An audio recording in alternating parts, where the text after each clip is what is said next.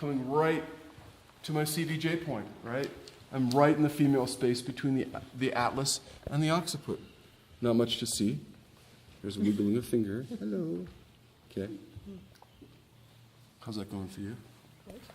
And the point, the other point of it's here, where the nasion, little spine at the base of the nose.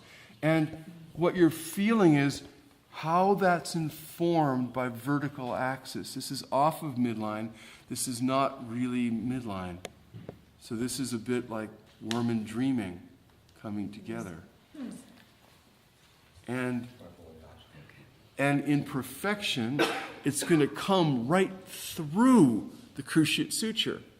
Now, either through birth trouble, developmental trouble, sucking your thumb, or well-intended orthodonture, the hard palate can be so distorted that it doesn't play with this relationship at all. And it's off completely. It feels like it's like an inch and a half below it. I'm sure it's not, but it's way below where these two guys meet. So what I'm actually going to do is going to do this. I'm going to get one of these little finger cups. I'm going to put on my third finger.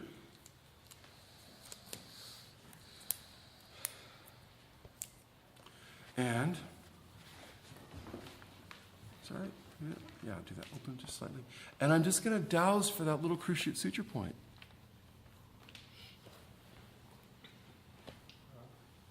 And remember, it's just like we were dowsing for the cruciate suture on the vault, the top of the head before we were doing the fifth axial diaphragm. Is I'm going front to back, and all of a sudden I feel the east-west road.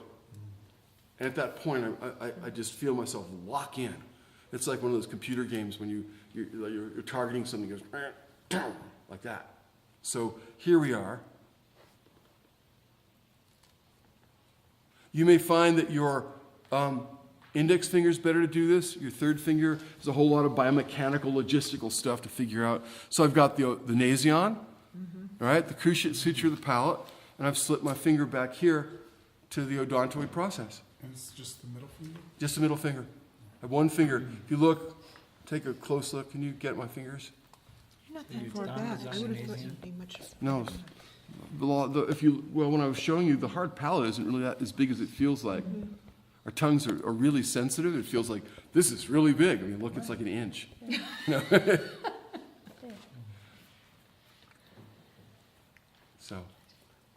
So if you want to, take your tongue, slide it back, and engage your cruciate suture, and feel that it's part of an axis that goes between the CVJ, craniovertebral junction, and your nasion, and see whether it lines up. Oh, wow.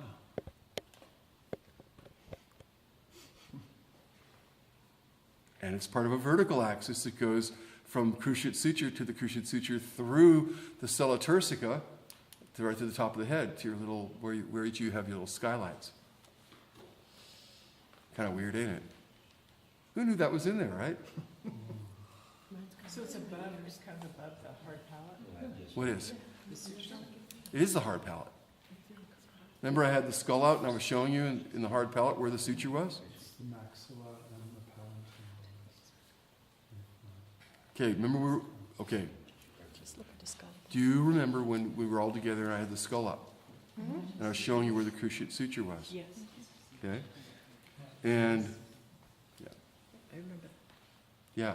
So that the sutures on the heart, the bony thing I was showing you where the suture was, is the hard palate.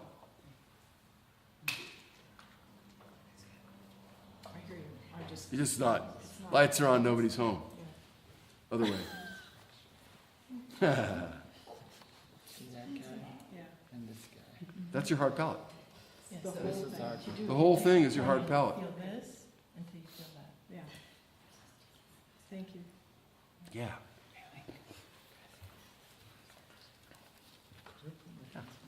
Steve, Was is that there okay? I'm sorry. Would there be any advantage to having her facing directly up? It's a harder contact. Turn your head up. And I'm resting here. It's really awkward. Oh, yeah.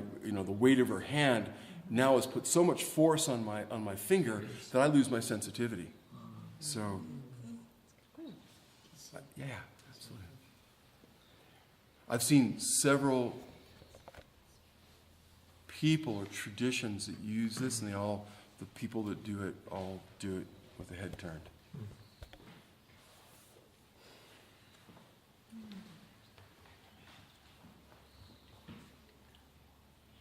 That's the same contact here that we're doing for 8-9. Yes, yes. For when you start to do the golden egg. Right. Yes, exactly. So isn't that interesting that they intersect back there? Yeah. I think that might be important. Oh, no, it's just coincidence. Yeah, this is a vertical axis that we're. No, this is a horizontal one. Okay, I was trying to figure out, how's that vertical? It's a really good question. Please tell us, Carrie. Maybe if you turn the head this That's way, right. then it becomes vertical. There's. Now, what I'm looking for, because of the bony restriction, it's distorted the cruciate suture off of this axis. The axis is breathing. Odontoid tenasion is breathing really well. It has not engaged cruciate suture. So cruciate suture is working. Again, I feel a therapeutic force engaged, but what I'm feeling is a breath that's going within this anterior, posterior. Well, the cruciate suture is kind of down here and like engaged by breath, but not necessarily involved in that breath at all. So you had a flux? What's that? Did you have a flux there now?